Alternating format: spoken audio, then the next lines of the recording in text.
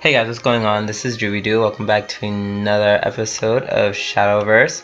And today we're going to be talking about Eris and Havencraft. I really like this class because it's all about control. As you heard me go on a rant in my Bloodcraft video, I do love control. And it's very centered around it.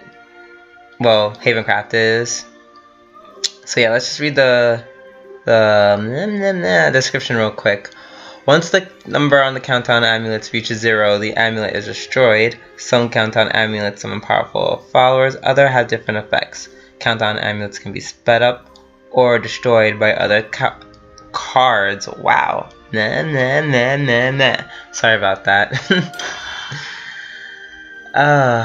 Okay. Let's get right into it, shall we? Opinion Prayer. Last words. Summons a Holy Falcon, which is a 2/1 with Storm. There are like 3 archetypes that I'm aware of. There's like the mid-range aggro one, which is a personal favorite of mine. There's a control one with Heavenly Aegis. And then the last one is Neutral Craft. So yeah, once again, this might be a longer video because I intend on discussing all 3. So I apologize for that. So yeah, Sacred Plea, countdown of 3, last words, draw 2 cards. So you get to draw 2 cards. You know, pretty staple. Having draw is pretty important in this. Well, it's important in every deck, but definitely important in this deck. Let's see. Important here. Heavenly Hound, I'm going to, well, briefly, I'm going to go back to it soon. So let me just briefly go over it. 2/2. Gain +0, +2 and ward if evolved allied follower is in play. Holy Bowman K. When your leader's defense is restored, deal 2 damage to enemy leader. I think that's really good because you can be offensive and defensive at the same time. So I think that's a good card. Princess Snow White. Last word. Summon a Princess Snow White and evolve it. Then that follower loses all of its abilities. So yeah, going back to Heavenly Hound.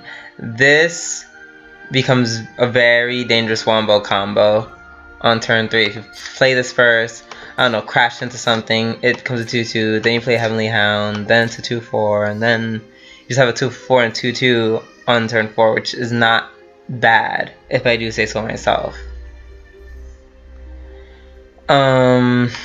Yeah, this card used to be stupid broken, but now it's only kind of broken, so yay.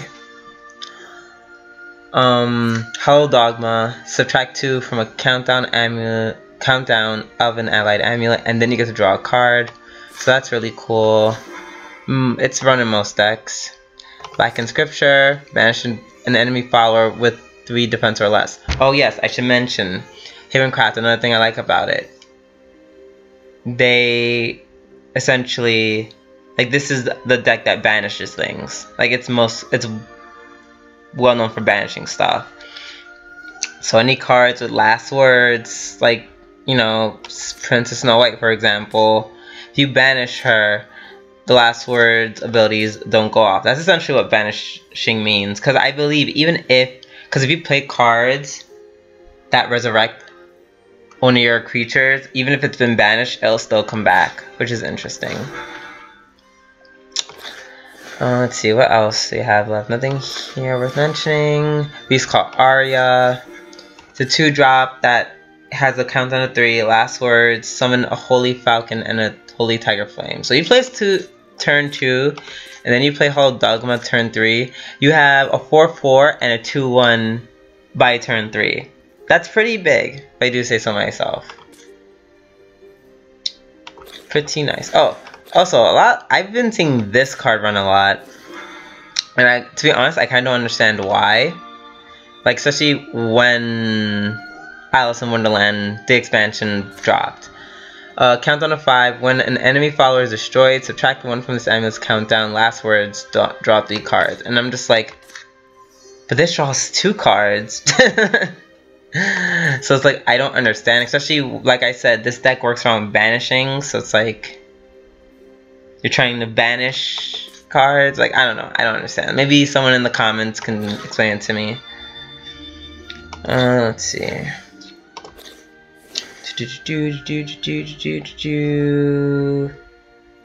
I hate this card.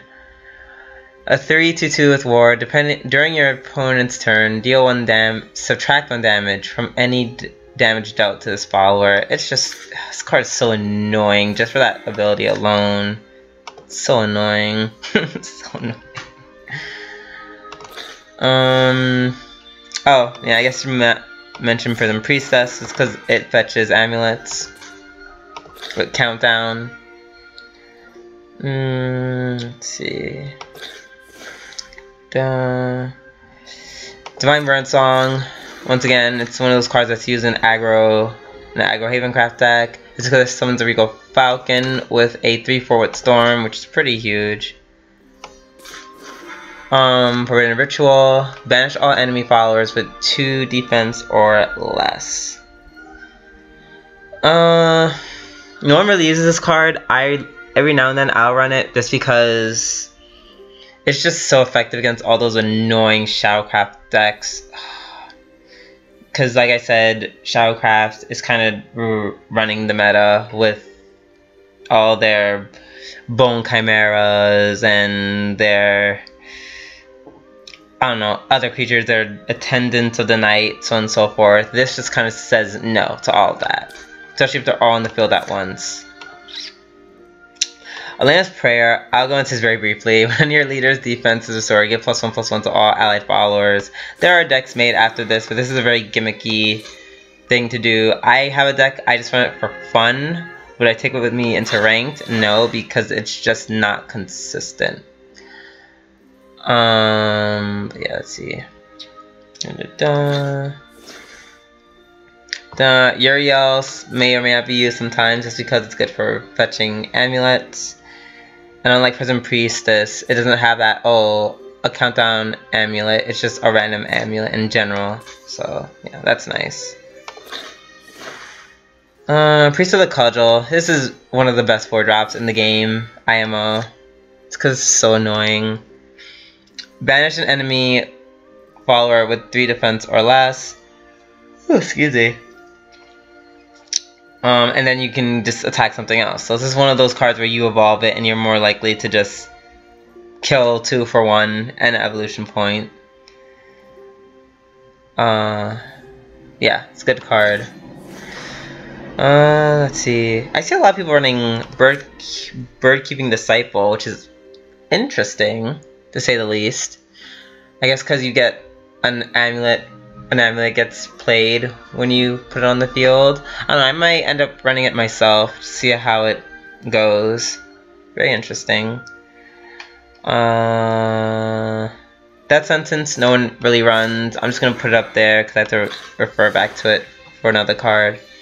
Tribunal of Good and Evil. Fanfare, destroy an enemy follower. Last words, destroy random enemy follower. So you play it, kill something, 3 turns later, also kill something. Good card. Essentially. Iron Maiden. I see this being run a lot. At the end of your turn, deal 2 damage to a random enemy follower. It can't attack next turn. That not attacking effect is really huge. Or killing something is also really good too. I don't know. I like it. Let's see.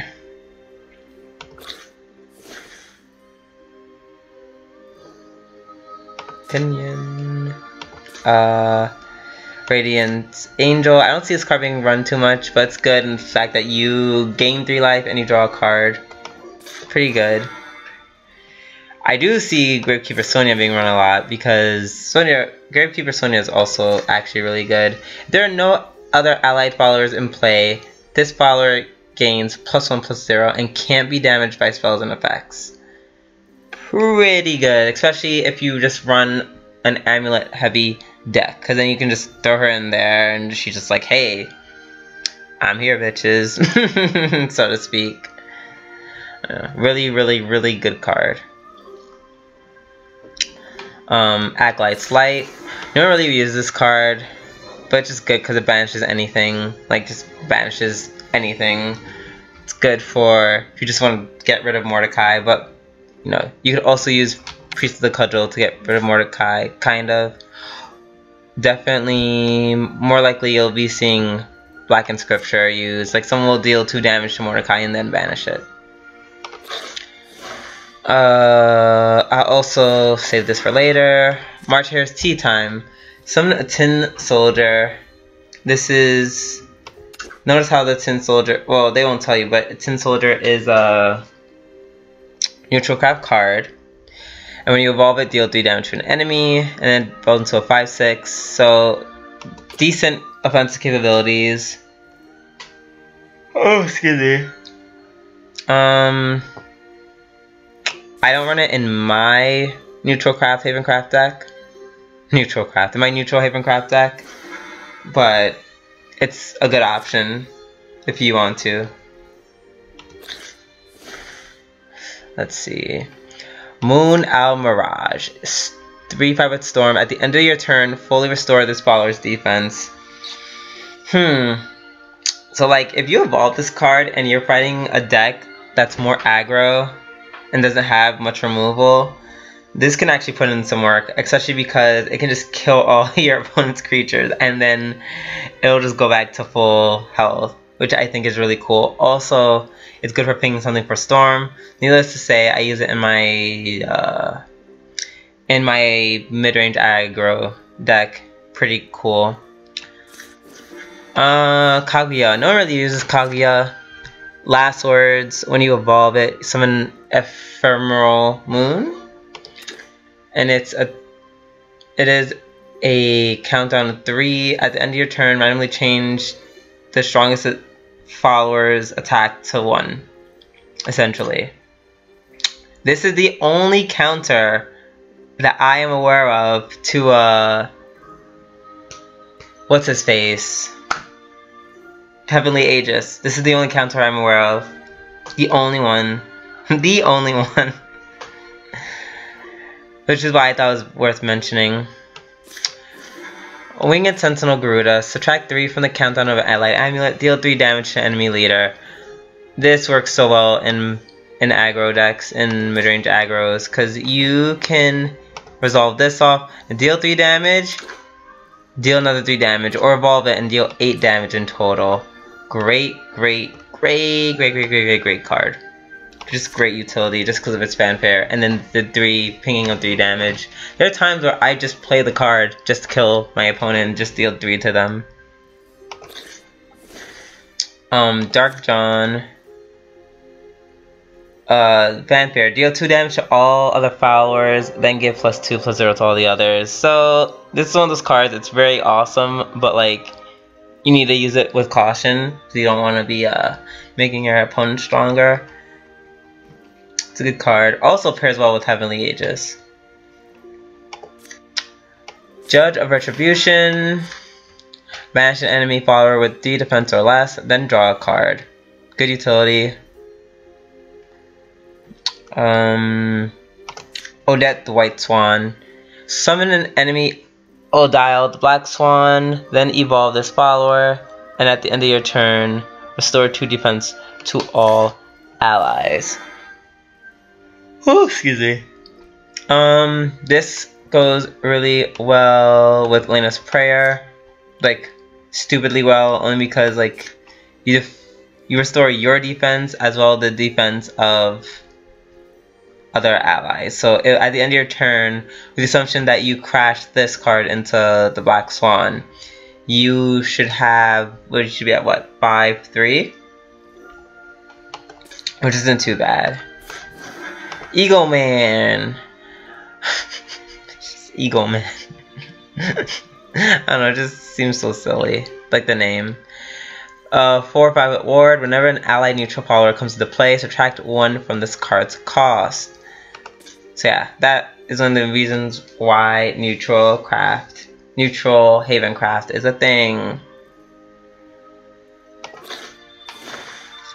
Themyscis's decree. Yeah, I think I said that right.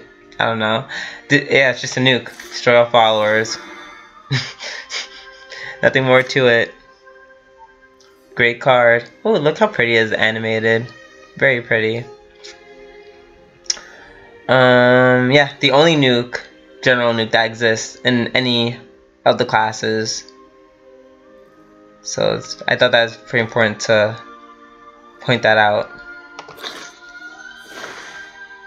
Let's see. Lion of the Golden City. Put an amulet that costs 5 play points or less from your hand. Into play. Yeah, there you go. Then destroy that amulet. Whenever an allied neutral follower comes into play, subtract 1 from this cost.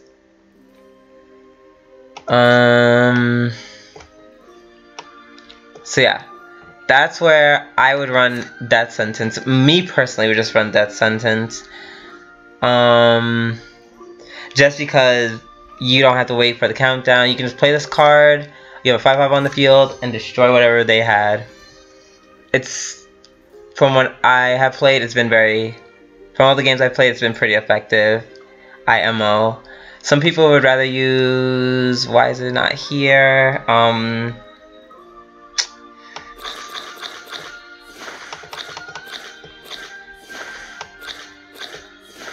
Tribunal Good and Evil for it, but I'm saying with the line, it just doesn't work as well. The synergy is not as good. I mean, in my case, I just run both. And then, well, I only have one. But if I had another one, I'd run both, 2 of each. Like I said, that's just my playstyle. Like I said, I'm more defensive. Maybe if you're more aggro, like certain people that I'm no longer naming because it just feels like bullying at this point, you can easily just run a Dual Flames. This is also a great option because it's just like, okay, now I have a 5/5 and 2 4/4s. Now what? And it's even better if you reduce the cost of him. Like if you reduce the cost of him by like 3, you play a 4-drop that gives you a 5/5 and 2 tigers. That's incredible. So yeah, this card can be extremely deadly. The only thing why I don't think it's too good is because you need a lot of pieces. It's very much like Elena's Prayers to get the full like oomph of the card, at least in my opinion. No, we're still not done. I feel like we're forgetting something. We're forgetting a lot of somethings. In Statued Seraph, I was hoping this card could just stay dead and never come back. If I ever see you and I know that you're running this card, you're a piece of shit. Why? The whole point of this card is just to play it and then you win. I'm not kidding. You actually win. If it'll keep summoning other amulets, and the last amulet will be Seraph Lapis Glory Be, and once this goes away, you just win the game. So you actually literally just win the game if you play this card somehow. And if this is your style, like, I run control, but even I'm not this awful. I'm not the people who are just like, oh, I want to be the win con that I just win the game. I don't know, it just makes me feel so salty whenever I lose to it. I'm like, I'm so close to winning, and then I don't win. Makes me mad. Makes me very mad. Let's see. Last but not least, Heavenly Aegis. Can't be damaged, can't be affected by any other card's abilities except for those that change this card's attack or defense. So like I said, Dark Joan deals no damage to it, but it will get its attacks increased by 2. Kaguya. When you're fighting an enemy Kaguya and she leaves behind an ephemeral moon, his attack will be reduced to 1. So, yeah. This card is pretty much amazing. because it kind of just wins. Kind of literally just wins games. Like, there have been a few where I beat my opponent who plays Heavenly Aegis, but that's because they just play it too late. If you play it right when you're supposed to, you pretty much just win the game. It's a great card. Really powerful. Havencraft is so broken, and it's so, like, it's so controlly and great, which is why Silveruni hates it, and that's exactly why I love it, because, whatever, I'm not mentioning his name anymore. If you enjoy the prospect of all this control-y, or even not control, you can even use this to be offensive. If you just like the idea of using Havencraft, by all means, like, comment, and subscribe on this video. And next time, because I think this is the last, next time you see me, well, actually, play the game. Whoa, what a crazy idea. But until then, this is Drooby Doo, and I will see you later. Bye!